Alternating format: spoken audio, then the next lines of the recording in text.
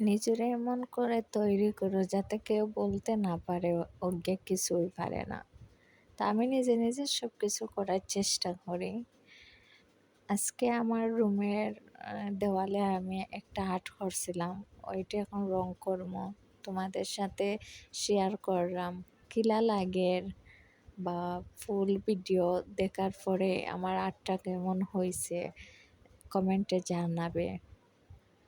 তো দেখতে থাকো, আশা করি তোমাদের ভালো লাগবে। যদি ভালো লাগে তাহলে কমেন্টে জানাবে।